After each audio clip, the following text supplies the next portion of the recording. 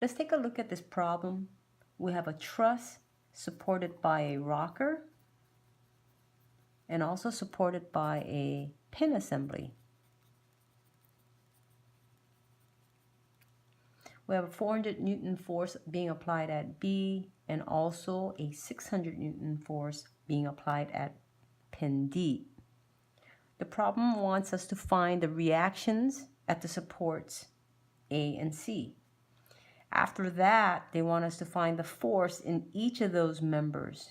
And they also want us to indicate whether each member is in tension or compression. So here's the solution. So for number one, if we want to find the reactions at A and C, we have to draw the free body diagram of the entire truss. So that would look something like this.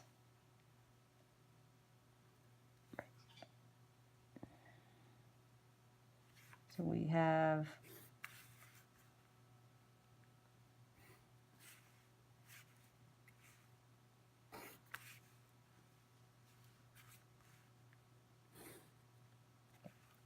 when we're drawing the free body diagram of the entire truss, we're not paying attention to member BD.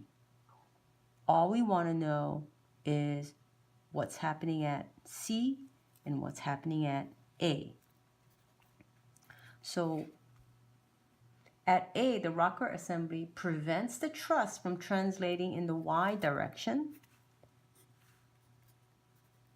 So we will have a reaction force, AY. At C, the pin assembly prevents the truss from translating in the X and Y direction. So we would have reaction forces in those directions. So we would have CX and also CY. We do have to draw the applied external forces, 600 newtons and 400 newtons.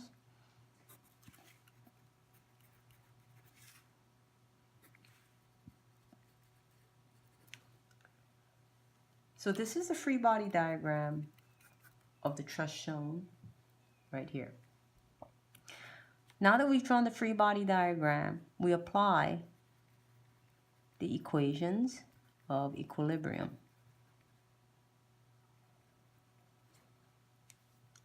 So that would entail the sum of my forces in the X must equal to 0. So I would have 600 Newton here minus CX is equal to 0. Therefore, CX is equal to 600 Newton. That was easy. Next, sum of the forces in the Y must equal to 0. That would be AY minus 400 minus CY is equal to 0. That's two unknowns. I need another equation. So what I'm going to do is take the moment about a point and make it equal to 0. I can choose any point, and the one that I want to choose right now would be right here.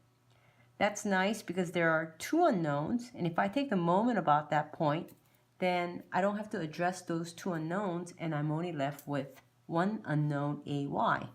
So I'm going to take the moment about C. That would mean there'd be 3 meters, 3 meters, 3 meters, 4 meters. So that would be 3 meters times 400. That would be 3 times 400, and that would be a negative moment. I'm sorry, that would be a positive moment. 6 meter moment arm and AY, that would give me a negative moment. 4 meter times 600 Newton, that would give me a positive moment equal to 0. So if I do that math, I would get AY is equal to 600 newtons. I can now take this value, substitute it in here, solve for CY. So I would get 600 newtons minus 400 minus Cy is equal to 0.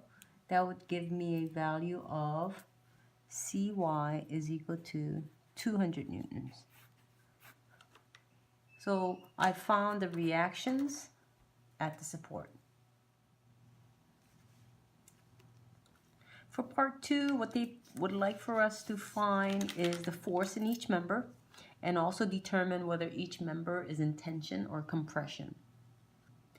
Using the method of joint, we can find out the force in each of the member that's connected at that joint. For example, if I analyze joint A, I hope to be able to find the force in member AB and AD.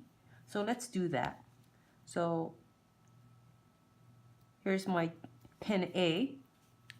The rocker assembly prevents the truss from translating in the Y direction.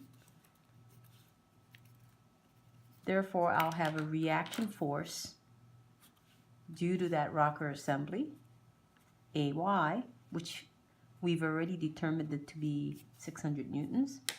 I'm going to assume that member AB pushes on pin A.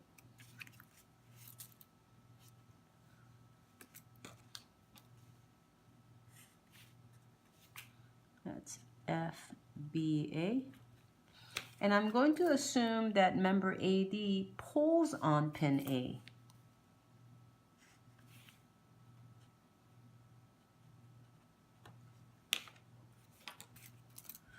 Now that I have my free body diagram, I can now apply my equations of equilibrium. Sum of the forces in the X is 0.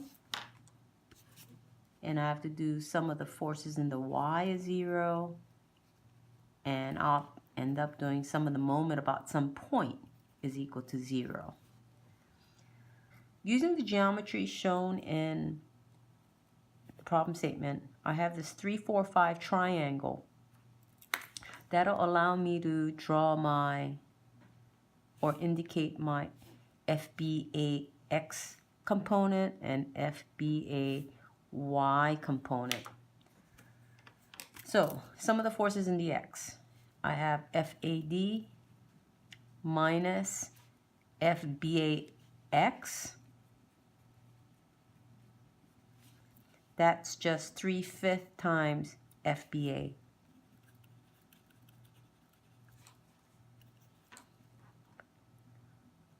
Those are two unknowns. I need another equation. Let's do sum of the forces in the Y is 0.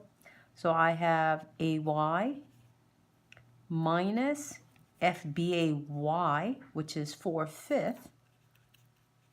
FBA is equal to 0. And this was known, that's 600 newtons. So I can definitely find FBA. Once I find FBA, I can substitute it in here and find FAD. But let's also do sum of the moment about a point is equal to 0. I'm going to just choose point A or pin A.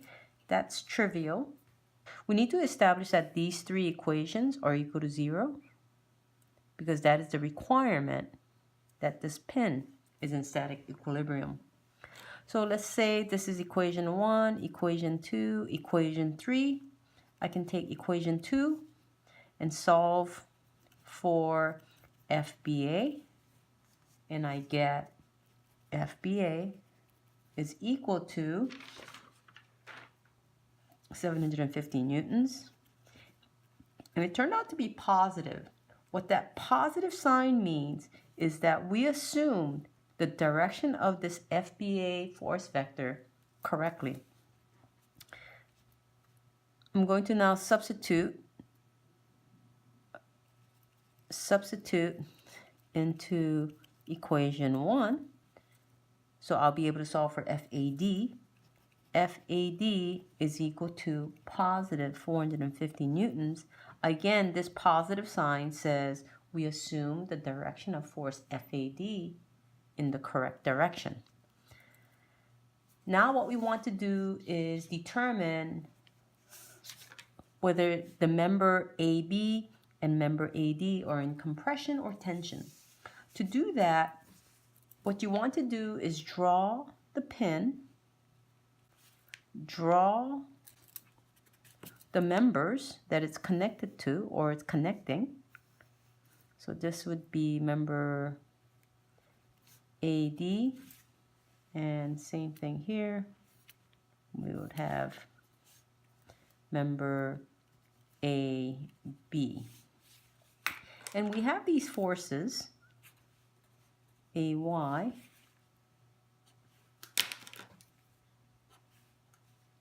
FAD, and FBA.